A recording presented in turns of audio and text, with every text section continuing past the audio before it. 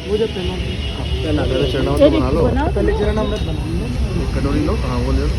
लोटा है ना? बोलो सतनाम साहिब बंदगी सतनाम। हो गया? इसमें डाल के पानी बना दो। मिश्रण करो। तो परमात्मा संतों को इस सागर में हम लोगों को चेताने के लिए भेजते हैं और सब संतों को उस सत्य नाम का, उस सच्चे नाम का भेद समझा के जीवों के कल्याण के लिए बार बार बार बार इस संसार में हम लोगों के लिए उनको लेकर आते हैं। हर इंसान उनकी बात को नहीं समझ सकता, इसलिए सबसे ज्यादा विरोध संतों का ही होता है।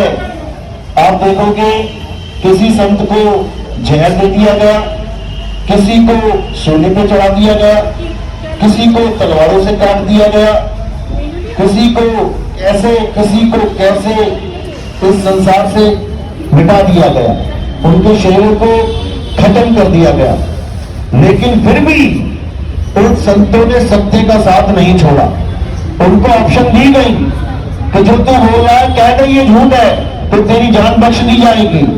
लेकिन संत अपनी जान तो दे गए, लेकिन सत्य को कभी असत्य या कभी असत्य को सत्य नहीं बोल के गए। ये संतों की खास बात है। और वो तो कहते हैं डंके की चोट पे कहते हैं।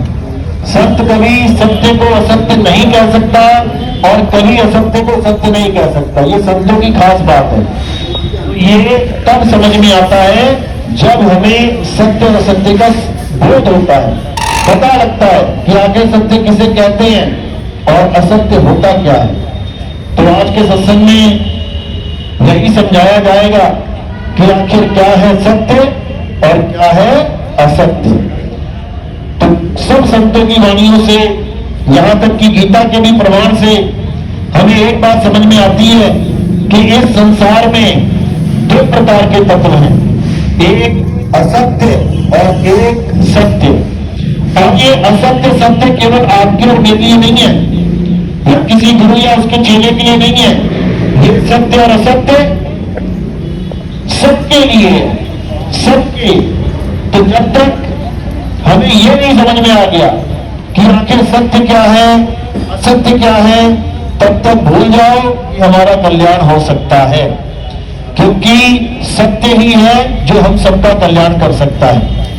सत्य भक्ति है जो हमारा कल्याण कर सकती है। लेकिन अगर सत्य भक्ति नहीं मिली तो किसी का कल्याण होने वाला नहीं है। तो सत्य भक्ति और असत भक्ति में क्या फर्क है, गीता के द्वारा समझते हैं। गीता में क्या बताया गया, अध्याय 2 16वां श्लोक, हे अर्जुन इस दुनिया में दो प्रकार के तत्व हैं, एक असत्य और एक सत्य। तो सत्य क्या बताया कि जो बनता है बिगड़ जाता है, जो पल पल बदलता है, जो सदा एक सा नहीं रहता, उसे असत्य कहते हैं। यानी ये संसार में तुम्हें जो कुछ भी दिख रहा है, A to Z कुछ भी, ये सब क्या है, असत्य है। बोला भी है अन्य वाणियों में, तुमको चर जहां लग बन जाई अता लग माया जानो भाई। यानी इस संसार में जो भी चीज तुम्हें दिख रही है और जहां तक तुम्हारा मन पहुंच रहा है, ये सब माया है। और इसी मन के द्वारा होने वाली सारी भक्ति ये मायावी भक्ति है। इससे किसी का कल्याण नहीं हो सकता। ये मंदिर, ये मस्जिद, ये गुरुद्वारे, ये चर्च, ये सब मन की ही दौड़ है। ये पत्थर पूजा, ये मंत्र जाप, ये हवन, ये यज्ञ, ये सब मन की ही दौड़ है। ये तीर्थ, ये मूर्त, ये जितने भी परिक्रमा, कोई नदियों की परिक्रमा कर रहा है, कोई पहाड़ों की परिक्रमा कर रहा है, ये सब मन की दौड़ है। इस मन की दौड़ से परे जो ये सत्य और कुछ नहीं, ये आत्मा है। इस आत्मा का ना तो कभी जन्म होता है और ना ही आत्मा की कभी मृत्यु होती है। ये आत्मा अजन्मा है, नित्य है, शाश्वत है, पुरातन है। ये आत्मा ही सत्य सनातन है। इस आत्मा को पाना ही हमारे जीवन का एकमात्र उद्देश्य है। लेकिन हमारे जीवन में कोई आत्मज्ञानी गुरु ना होने के कारण हम मंत्रों में, जंत्रों में, पूजा पाठ में, मूर्ति पूजा में, हवन में, यज्ञ में, परिक्रमा में अपना अनमोल जीवन बर्बाद करके चले जाते हैं। हम नमाजें पढ़ते हैं, हम अरदासें करते हैं, हम प्रेयर करते हैं, हम मंदिर, मस्जिद, गुरुद्वारा, चर्च कुछ नहीं छोड़ते, लेकिन फिर भी यहां से खाली हाथ जाते हैं। क्योंकि जो चीज हम इकट्ठी कर सकते हैं उसके बारे में हमें कुछ पता ही नहीं है। वो धन जो मरने के बाद भी हमारे साथ जा सकता है उसके बारे में हमें पता ही नहीं है, और हम केवल उस धन को इकट्ठा करने लग जाते हैं जो एक दिन छोड़ के चले जाना है। तो कबीर साहब समझाते हैं, कबीर सो धन संचिए जो आगे को होए, और सिर पे उठा के गाठड़ी जात न देखा खोए। यानी सिर पे उठा के गाठड़ी, ये अपने भाइयों को धोखा देना, अपने खानदान के और रिश्तेदारों को धोखा देके उनकी जमीनें हड़प लेना, उनके कारोबार हड़प लेना, उनका सारा माल खजाना हड़प लेना, सब कुछ कर लेना, फिर भी एक पैसा यहां से नहीं ले जा सकते। तो क्या फायदा हुआ? वहां की गठड़ी इस साइड आ गई, लेकिन रही यही की यही, तो क्या फायदा हुआ? सारे कर्म उठा लिए, पाप उठा लिए, अगले जन्म गोलियों के भोगने पड़ेंगे, अगले जन्म बीमारियों के भोगने पड़ेंगे, अगले जन्म इन अंगों को खत्म करके, इन अंगों को विकृत करके जन्म भोगने पड़ेंगे। क्या फायदा? एक पैसा लेके नहीं गए और वापस अनंत अनंत हर जाना भुगत रहे। तो क्या करना है? अब उस धन को जानना है जो धन तुम अपने साथ ले जा सकते हो। और वो धन कौन सा धन है? उसे नाम धन कहते हैं। नाम धन। मीराबाई क्या कहती है? कहती है, पायो जी में नाम रतन धन पायो। यानी नाम रतन उसको मिल गया। ये दुनियावी धन नहीं, वो रानी थी रानी। तुम्हारा तो एक मकान, 2 मकान, 5 मकान, 10 मकान हो सकते हैं। एक बिल्डिंग, 2 बिल्डिंग, 5 बिल्डिंग, 10 बिल्डिंग हो सकती है। उस रानी की कितनी बिल्डिंगें थी? पूरा राज्य उसी का था, पूरे महल उसी के थे। फिर भी वो क्या कह रही है कि जो धन मेरे पास था वो जीरो था, शून्य, महाशून्य। असली धन जो मुझे मिला वो किसने दिया? एक जूता बनाने वाले ने, चमड़े के जूते बनाने वाले रविदास जी महाराज ने उस मीराबाई को, उस रानी को वो धन दे दिया जो अमोलक था। तो क्या कहती है मीराबाई? पायो जी में नाम रतन धन पायो, वस्तु अमोलक दी मेरे सतगुरु, कृपा कर अपनायो। पायो जी में नाम रतन धन पायो। यानी सारा धन जो दुनियावी था वो छोड़ दिया। मीराबाई अपना महल छोड़ के निकल गई, यहां तक कि उसे जहर तक पिलाया गया। उसकी दीवानगी को देख के एक ठाकुर खानदान में आके ठकुराइन होके एक हरिजन को गुरु बना लिया। इतनी जात पात का भेदभाव था उस वक्त, आप सोच भी नहीं सकते। लेकिन मीराबाई ने उस धन के आगे किसी जात, किसी पात को, सबको अनदेखा कर दिया।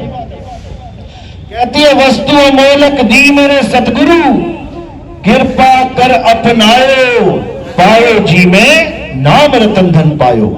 यानी मुझे गुरु रविदास जी ने वो धन दे दिया जिसको प्राप्त करके अब मैं असल में धनवान हो गई, अब मैं असल में शहंशाह हो गई।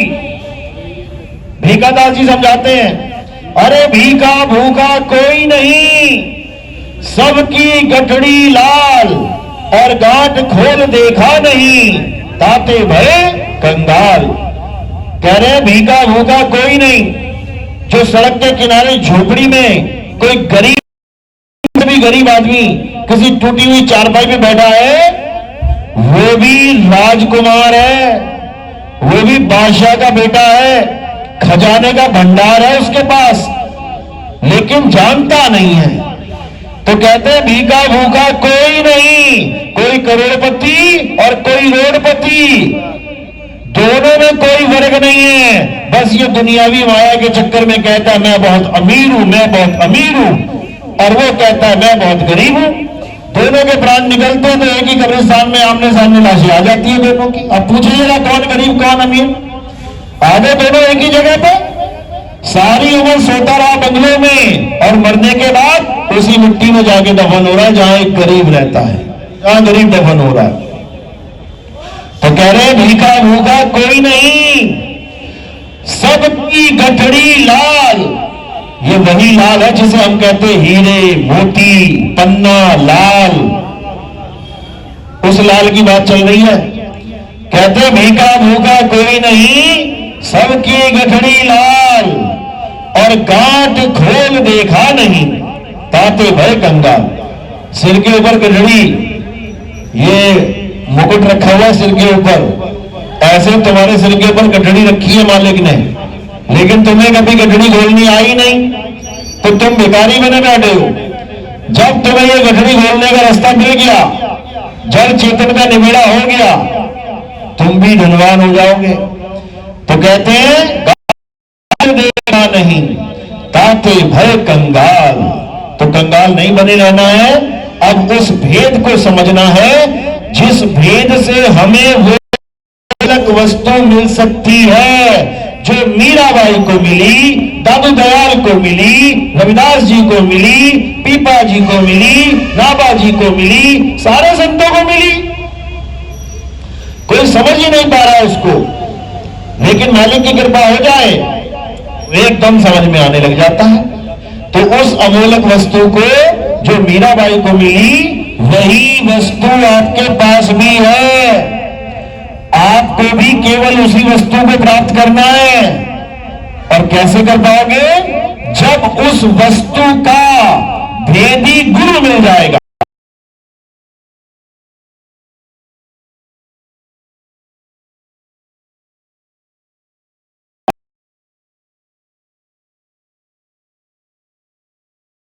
अक्षर जपाने वाले, मंत्र जपाने वाले, कोई कहता अल्लाह अल्लाह जप ले, कोई कहता वाहिगुरु वाहिगुरु जप ले, कोई कहता राम राम जप ले, कोई राधे राधे जप ले। ये सब अक्षर जपवा रहे हैं तुम्हें। अक्षर, ये 52 अक्षर, ये हिंदी के, पंजाबी के, उर्दू के, फारसी के अक्षर। इतना सस्ता परमात्मा कि इन भाषाओं के अक्षर जप के मिल जाए। अरे छोटी सी वस्तु वो भी जप के नहीं मिलती, वो भी भेद प्राप्त करके मिलती है। तो ये परमात्मा ऐसे कैसे मिल जाएगा? नहीं मिलेगा। और जो ये कह रहा है कि नाम जपने से परमात्मा मिल जाएगा, वो केवल और केवल तुम्हें मूर्ख बना रहा है। अपनी दुकान चलाने के लिए, अपना उल्लू सीधा करने के लिए वो तुम्हें उल्लू बना रहा है, समझ लो। तो अब क्या करना है? अब विवेकी बनना है। कबीर साहब समझा रहे हैं, वस्तु कहीं ढूंढे कहीं, कैसे लागे हाथ, और गुप्त वस्तु तब मिले, भेदी लीजिए साथ, भेदी लीना साथ में, दीनी वस्तु लखाए, और कोटि जन्म का पंथ था, पल में पहुंचा जाए। कहते करोड़ों जन्म लग जाएंगे तुम्हें बिना गुरु के उस वस्तु को ढूंढने में, करोड़ों जन्म। लेकिन अगर गुरु मिल गया तो पल में पहुंचा जाए। एक पल में तुम्हें यह भेद पता लग जाएगा कि परमात्मा कहां है। उसके बाद पूरी लगन से उसको याद करना है और कुछ नहीं करना। एक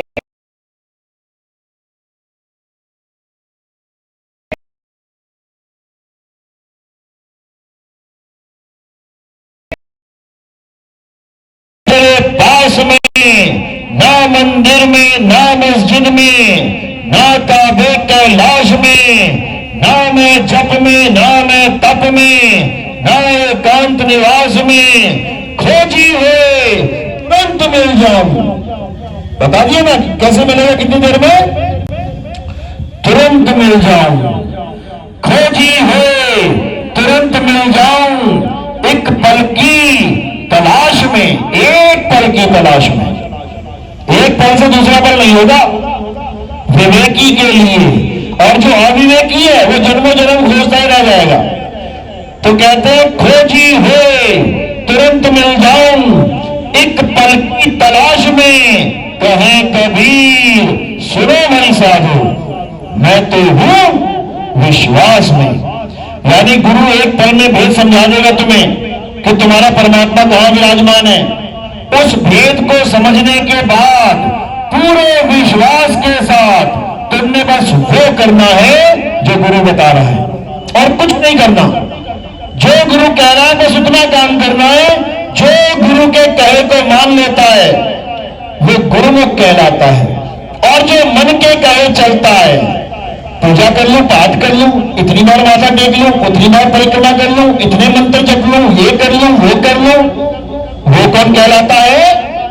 मनमुख। गुरु की बात मानने वाला गुरुमुख, और मन की बात मानने वाला मनमुख।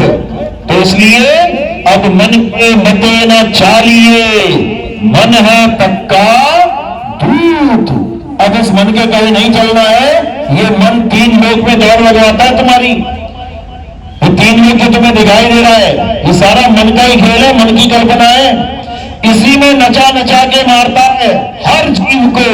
बड़े बड़े देवी देवता नहीं छोड़े इसमें, बड़े बड़े पीर पैगंबर नहीं छोड़े इसमें, बड़े बड़े ऋषि मुनि धराशायी कर दिए इसमें। लेकिन ये हार मान जाता है जब कोई सार शब्द का भेदी गुरु अपने शिष्य को सार शब्द का भेद समझा देता है, उसकी भक्ति कैसे करनी है समझा देता है, तब ये मन रूपी काल भगवान उसके आगे सिर झुका देता है। तो साहब कहते हैं जही विधि हाथा यही विधि नवावे माथा। ये काल भगवान जो बड़े बड़े ऋषि मुनियों को चबा गया, वो तुम्हारे आगे माथा टेक देता है, और तुम क्या करोगे फिर? जैसे ही ये माथा टेकेगा तुम इसके सिर पे अपना पैर रख देना। जब तक ये पैर तुमने नहीं रखा उसके सिर पे, तब तक तुम्हारी मुक्ति नहीं हो सकती। कबीर साहब समझा रहे हैं, काल के सिर पे पांव दे सतगुरु के उपदेश, और साहिब बाह पकड़ के ले चले अपने देश। यानी काल भगवान के सिर पे तुम जैसे पैर धरोगे तुम परमात्मा के घर पहुंच जाओगे। समझ जाना इसको। और तब ज्ञान देगा तुम्हें ये 5 तत्व की काया, ये 5 तत्वों की माया, ये 3 गुणों का जाल, ये सब खत्म हो जाएगा। इसका आभास तक नहीं रहेगा तुम्हें। भूल जाओगे कि तुम कभी शरीर थे। तो क्या कहते हैं? पहुंचोगे वह देश जब तुम शुद्ध रहे ना देह, और 5 तत्व गुण 3 नहीं, ऐसा शब्द विदेह। यानी जब तुम्हें विदेह शब्द का आभास होगा, जब उसका अनुभव होगा, तब तुम काल के सिर पे खड़े होगे, काल तुम्हारे पैर के नीचे होगा, और तुम अपने असली निज स्वरूप में होगे। और ये होके रहेगा। जो गुरु के कहे पे चलेगा, अटल होके भक्ति करेगा, उसका पैर काल के सिर पे ही रखो, यही मानो। लेकिन परीक्षा होती है, परीक्षा होती है। ये मसला है, परीक्षा नहीं होती। एक से एक परीक्षा चल रही है। का भी रास्ता है, ऐसी बात नहीं है कि परीक्षा में पास होने का रास्ता नहीं है। क्या रास्ता है? एक ही रास्ता है कि गुरु के कहने पे चल, उसके अलावा किसी बात पे ध्यान नहीं देना है। कौन क्या कर रहा है, कौन क्या बोल रहा है, उससे तुम्हें कोई मतलब नहीं होना चाहिए। तुम्हारे पास केवल एक मुद्दा होना चाहिए, क्या? मुझे इस गुरु से वो वस्तु प्राप्त करनी है, बस। इसके अलावा कोई भी मुद्दा तुम्हारे मन में नहीं होना चाहिए। यानी तुम केवल और केवल उस वस्तु को प्राप्त करने के लिए आओ। बाकी तुम्हें कोई किसी के साथ भी कुछ मगजमारी करने की जरूरत नहीं है। कौन क्या कहता है कहने दो, कौन क्या सुना रहा है सुनाने दो, और तुम अपनी भक्ति में लीन लो। यही एकमात्र रास्ता है। तो साईं कह रहे हैं, गुरु कहे सो कर, गुरु करे सो ना कर। जो जो गुरु तुम्हें कह रहा है वो कर। और अगर गुरु परीक्षा लेने के लिए तुम्हारे सामने कुछ ऐसा काम कर रहा है जो तुम्हें नहीं पसंद है, ध्यान मत देना, रिजेक्ट मार देना। गुरु करे सो ना कर। क्यों? अगर गुरु परीक्षा ले रहा है तो तुम्हारी परीक्षा चल रही है और तुमने अगर उस पर विश्वास कर लिया कि ये तो ऐसा कर रहा है तो तुम रिजेक्ट हो गए। 64 लाख चेले कबीर साहब के रिजेक्ट हो गए थे। रिजेक्ट, जो 64 लाख मुक्तियां हो जानी थी रिजेक्ट हो गए, मात्र 2 बचे। क्या नाम था उनका? अर्जुन, सर्जुन। कबीर साहब ने एक परीक्षा ले ली। क्या किया? वैश्या को हाथी पे बैठा लिया, पूरे शहर में चक्कर लगवा दिया, गली में खड़े होकर उनके साथ पूरा घूम रहे हैं। अब दुनिया क्या देख रही है, चेले क्या देख रहे हो, ये तो बड़ा अन्याय हो गया, हमें तो कुछ और है। परीक्षा चल रही है मेरे भाई। 64 लाख चेले फेल हो गए, मात्र 2 बचे उसमें से। और वो भी क्यों बचे? कि हम इस पर विश्वास नहीं करते कि हमारा गुरु क्या कर रहा है हो सकते हैं। हमारे गुरु ने जो बोला हमें हम वो करेंगे, बस जो हमें ज्ञान दिया हम बस उससे अटल होकर रहेंगे। गुरु क्या कर रहा है, किसकी परीक्षा ले रहा है, किसके साथ क्या हैंडल कर रहा है वो जाने। उसी को बोला, एक डाल दो पंछी बैठे, एक गुरु एक चेला, और गुरु की करनी गुरु भरेगा, चेले की करनी चेला। तो क्या दिक्कत है भाई? जो गुरु कर रहा है वो भुगतेगा और जो तुझे बोला है वो तू कर। अर्जुन सर्जुन मुक्त हो जाते, लेकिन जब कबीर साहब चंडाली के चौक पे जाके बैठ गए, वहां क्या होता था? वहां लड़कियों की बोली लगती थी, वहां पर वैश्याओं की बोली लगती थी। जब वो वहां बैठ गए तो अर्जुन सर्जुन हाथ जोड़ के खड़े हो गए। क्या कहते हैं? कहते हैं गुरुजी हम दोनों की ये अरदास है कि आप इस जगह पे ना बैठे, ये जगह आपके बैठने लायक नहीं है। तो गुरुजी क्या बोले? अब चेला बताएगा गुरु को कि कहां बैठना है कहां नहीं। दोनों रिजेक्ट हो गए। जब कबीर साहब ने कहा तुम्हारी भी मुक्ति नहीं हो सकती, पैर पड़ गए दोनों। कहते महाराज बख्श दो, बख्श दो, बहुत बड़ी गलती होगी, आप जो मर्जी करो। कहते अब नहीं, अब तो फेल हो गए भाई। अरदासे लगा लगा के पैर पकड़ पकड़ के विनती करी, तब कबीर साहब ने क्या कहा? अब अगला संत आएगा, वो तुम्हें दोबारा नाम दीक्षा देगा, तब तुम्हारी मुक्ति होगी। कितने साल बाद आया संत पता है? 250 साल बाद आया। कबीर साहब के जाने के बाद 250। क्या नाम था उसका? गरीबदास जी महाराज। जब गरीबदास जी गरीब में थे तो 2 संत आते थे उसकी मां के, तो संत आते थे, जाते ही नहीं थे, पूछते रहते थे माता कब आएंगे, माता कितने समय में आएंगे ये? वो कहती थी कौन है ये इतने बूढ़े बूढ़े, 250 साल 300 साल उम्र हो गई उनकी। वो यही चक्कर में कौन है ये दोनों? वो नहीं थे अर्जुन सर्जुन। चक्कर लगा लगा के पूछते थे माता कब आएगा ये लाल तुम्हारा, इसी के हाथों हमारी मुक्ति होनी है। तो गुरु परीक्षा भी लेते हैं, लेकिन शिष्य को क्या चाहिए? शिष्य को केवल ज्ञान से मतलब होना चाहिए, केवल ज्ञान से, बाकी किसी से मतलब नहीं होना चाहिए। अपनी भक्ति कर और मुक्ति प्राप्त कर। ज्यादा चौधरी बनने की जरूरत नहीं है कि वो क्या कर रहा है, वो क्या कर रहा है, वो क्या कर रहा है। तुम्हें ठेका नहीं दिया किसी ने, तुम अपना काम देखो और अपना काम संभालो। इसी को साहिब ने बार बार समझाया है कि एक डाल में पंछी बैठे, एक गुरु एक चेला, गुरु की करनी गुरु भरेगा, चेले की करनी चेला, तो ऊर्जा हंस अकेला। गुरु खुद भी अकेला होता है और अपने चेले को भी अकेले करना आता है। वो कभी अपने साथ बांधता नहीं है। गुरु वो है जो तुम्हें कभी अपने साथ बांधे ना, और जो तुम्हें अपने साथ बांध रहा है वो गुरु नहीं है, वो जाल बिछाने आया है, वो काल का ही जाल है, काल का ही रूप है। गुरु तो बंधन तोड़ते हैं। गुरु तुम्हें तुम्हारे स्वरूप से अपने इस नकली स्वरूप से नहीं जोड़ते, यानी तुम्हें अपने शरीर से जोड़ने नहीं आते। कि तुम मेरी शक्ल का ध्यान करो, मेरे इस शरीर का ध्यान करो, मैं ही तुम्हें आऊंगा काल से बचाने के लिए। काल भगवान से तुम नहीं बच सकते अकेले, मैं ही तुम्हें बचाऊंगा। ऐसा कोई खेल अगर कोई गुरु खेल रहा है तो उसने जीव को अपंग बना दिया है, बिल्कुल अपंग। गुरु वो होता है जो तुम्हें इतना सबल बनाता है, जो कहता है बेटा मैं तेरे साथ भी ना होऊंगा ना तब भी ये काम कर दिए, तुझे कोई हराने वाला माई का लाल नहीं है। गुरु दाव सिखाता है, गुरु कुश्ती नहीं लड़ता अपने चेले की जगह जाके, गुरु दाव सिखाता है, बेटा ये दाव है, बड़े से बड़ा पहलवान आ जाए इस दाव को लगा देना, धूल चटा देगा उसको तो गुरु वो है जो दाव सिखाता है। गुरु नाम जपवाता, गुरु अपने शरीर का ध्यान नहीं करवाता। तो कबीर साहब समझा रहे हैं, गुरु गुरु में भेद है, गुरु गुरु में भाव, सोई गुरु नित बंदिए, जो शब्द बतावे दाओ।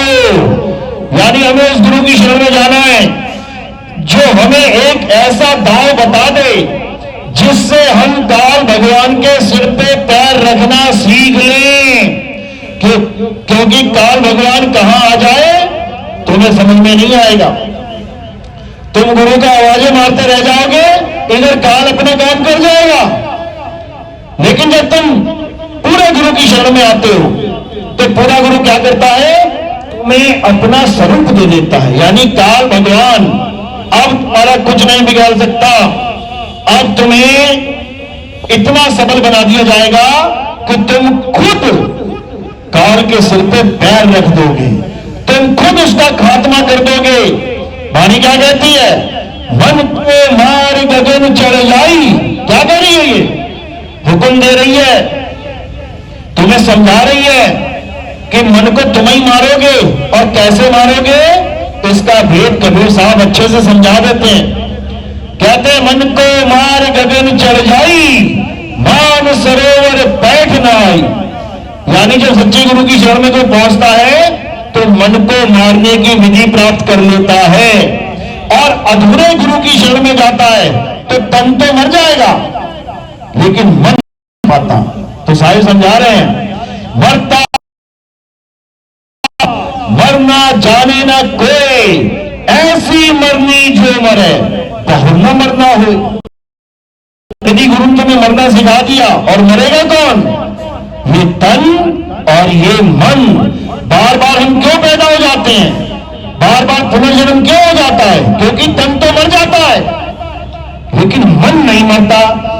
और मन नहीं मरता तो दोबारा से एक नया शरीर मिल जाता है। क्यों, क्योंकि ये मन मरना ही नहीं चाहता। ये शरीर छोड़ते छोड़ते क्या आस लगा देता है कि दोबारा शरीर मिल जाए, एक और शरीर मिल जाए, तो एक और शरीर मिल जाता है। तो अब क्या करना है, अब इस मन का खेल खत्म कर देना। साहिब समझा रहे हैं, माया मरी ना मन मुआ, मरी मरी गया शरीर, आशा तृष्णा नाम हुई, कह गए संत कबीर। कहते माया मरी ना मन मुआ। अब माया और मन को मारने का तरीका पता हो तब तो मरे, मन को मारने का तरीका तो पता नहीं है और तन तो मरना ही है, तो क्या होगा, एक और नया शरीर मिल जाएगा। किस कारण, आशा तृष्णा नाम हुई, यानी जीने की आशा कि मैं और जीना चाहता हूं। आज वीडियो गेम देखते हैं, बच्चे खेलते हैं, एक गेम खत्म हो गई, जैसे ही गेम ओवर लिखा होता है बच्चे के मन में एक और तरफ उठती है, एक और खेलें, फिर अगली बारी आ जाती है, न्यू स्टेज, उसके बाद खेलता है, फिर गेम ओवर हो गया, एक और खेलें। देखते देखते देखते खेलते खेलते पूरी रात बीत जाती है, सुबह हो जाती है, मम्मी उठती है, तू पूरी रात गेम ही खेलता रहा, क्यों, आशा।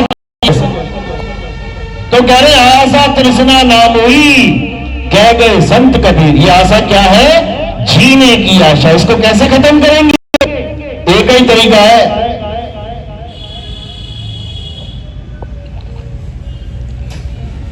जीने की आशा को खत्म करने का एक ही तरीका है। अब जीने की आशा है किससे, पहले तो ये समझ लेते हैं, कौन की आशा लेके बैठा है, कौन है वो, मरने वाला, जो मरने वाला है, जीवन की आशा लेके बैठा है, हॉस्पिटल में जाके देख लो। जो मरने वाले हैं, आईसीयू में हैं, इमरजेंसी वार्ड में बैठे हैं, डॉक्टर कह रहे हैं कर लो सेवा 2-4 दिन बस। अब उस मरने वाले आदमी के पास तुम 50 लाख का सोना लेके जाओ, 50 करोड़ का सोना ले जाओ, अरबों खरबों रुपया ले जाओ, जो कल मरने वाला है उसको कहो ले भैया पैसा ले ले, खुश है? वो कहेगा ले जा जाके इसको गाड़ दे, कहीं फेंक दे, हटा दे इसको, ये मुझे नहीं चाहिए। क्यों नहीं चाहिए? सारी उम्र तो इसी के पीछे भाग रहा था। अरे अरे इतना पैसा मेरे पास होता है, डॉक्टर को देके ये कह देता मुझे और जीवन दे दे। नहीं चाहिए ये तो क्या चाहिए? किस चीज की आस है? जीने की आस है। मैं जीना चाहता हूं। तो ये जीने की आस किसे होती है? जो मरने वाला होता है। कहते ना गाना है ना, हम तुम्हें चाहते हैं ऐसे, कैसे? मरने वाला कोई जिंदगी चाहता। क्या बोलूं? यानी 3 लोग की प्रॉपर्टी एक तरफ और मेरी एक तरफ। चाहत क्या है? वो तो गाना है, चलो किसी लड़की को चाहता है, किसी प्रेमिका को चाहता है। यहां कौन किसको चाहता है? यहां जीना चाहता है, जीना। और जीना कौन चाहता है पता है? जो अमर है, जो अमर है वो जीना और चाहता है। जीव क्या है? नौजवान है क्या? मर जाएगा क्या? क्या लिखा संत ने? ईश्वर अंश जीव अविनाशी। जब जीव अविनाशी है तो ये और कितना जीना चाहता है? कितना जिए? अरे इसके जीवन में मौत नाम की कोई चीज ही नहीं है। लेकिन अधूरे गुरुओं ने, इन काल के दूतों ने सब पर एक जाल बिछा दिया है। कौन सा? जन्म मृत्यु का जाल। कि तुम इस तारीख पैदा हुए हो और इस तारीख को तुम्हारी मृत्यु हो जाएगी। ये सबसे बड़ा जाल है, सबसे बड़ा जाल। इसी जाल की वजह से सारे नक्षत्र बनाए जाते हैं, जन्म पत्रियां बनाई जाती हैं, सारे गुण मिलाए जाते हैं, सारा काम धाम जाल से चल रहा है। पंडित जी तुम्हारी जन्म पत्री बनाते सबसे पहले जन्म का समय, जन्म का स्थान, जन्म का वार। अच्छा जी, यानी पंडित जी ने पहले ही बता दिया कि तेरा जन्म हुआ है बेटा। अब अगर तुमने ये जन्म हुआ है तो पक्का मरेगा, एक दिन पक्का मरेगा। तो पंडित जी कितना ही कहते रहे कि तेरा जन्मदिन ये है, मान मत लेना बेटा। पंडित जी को कहना, पंडित जी मैं अविनाशी हूं, मैं मालिक जीव हूं। जैसे मालिक अविनाशी है वैसे ही मैं भी अविनाशी हूं। ये मेरी मौत का सामान बना रहा है तुम, तो मरवा देगा किसी दिन मुझे। इसलिए कि तुम्हारा कोई जन्म तिथि है, तुम्हारा कोई जन्मदिन है, तुम अजन्मे हो भाई, तुम अजन्मे हो, तुम आत्म तत्व हो, तुम शरीर नहीं हो। शरीर तो थोड़े दिनों के लिए तुमने धारण कर लिया है। किसी ने 10 साल के लिए, किसी ने 20 साल के लिए, किसी ने 30 साल के लिए। कोई गर्भ में ही शरीर को छोड़ के चला जाता है, बच्चा मरा हुआ पैदा हो रहा है, समझो। तो तुम अविनाशी हो, अजन्मे हो, नित्य हो। गीता में यही समझा रहे हैं कृष्ण जी, हे अर्जुन, तू और मैं ये नाशवान शरीर नहीं है, ना तू ये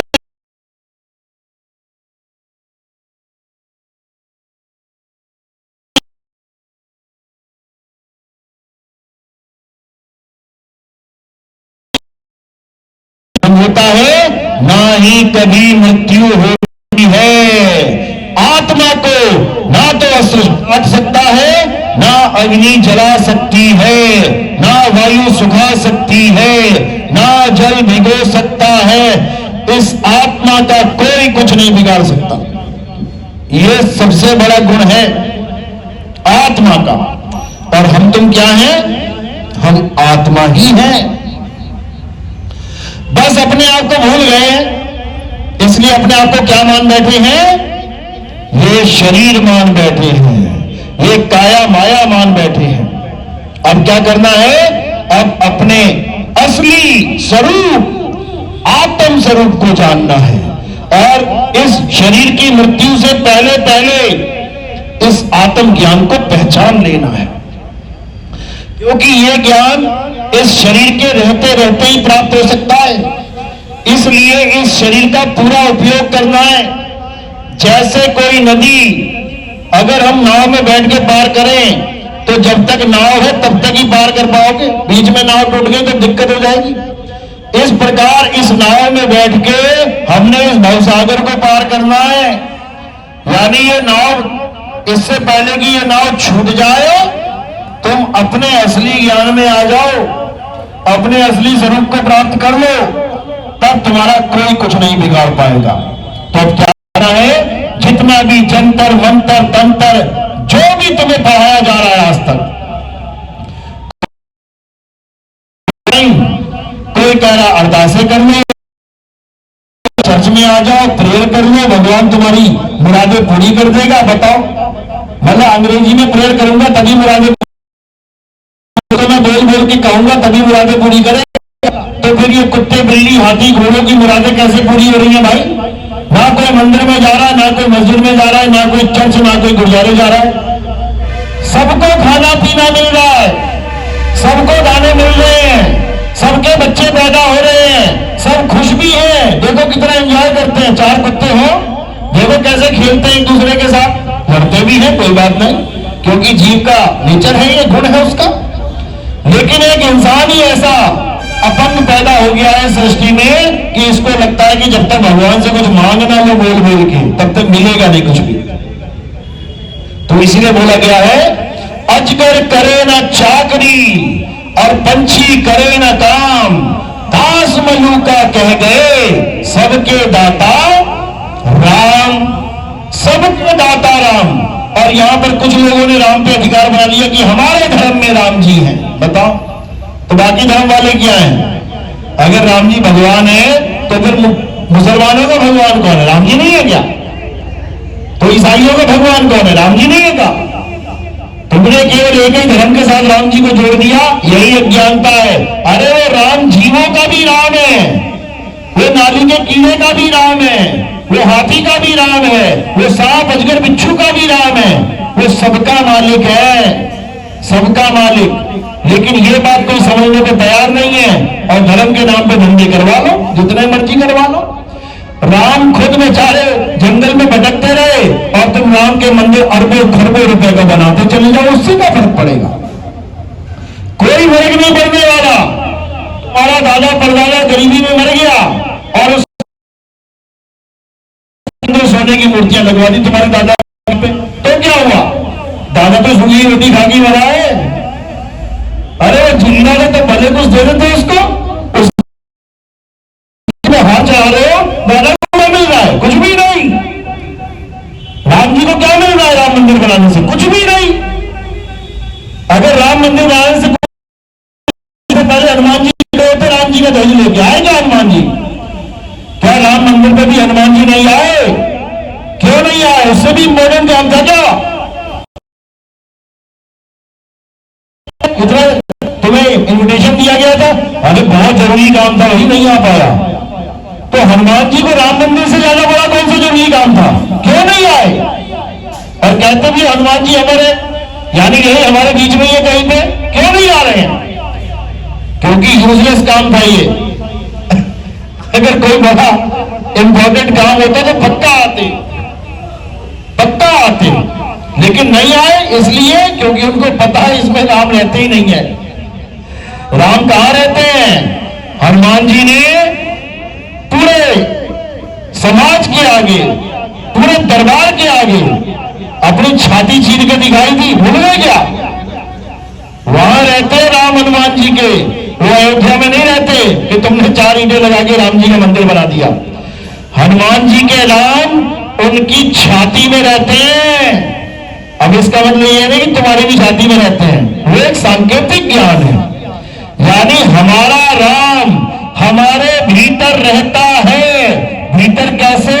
जैसे एक राई का दाना, चाहे कोई मुस्लिम, चाहे कोई सिख, चाहे कोई जैनी, चाहे कोई भगवान को मानने वाला है, चाहे कोई नहीं मानने वाला है, इससे कोई फर्क नहीं पड़ता।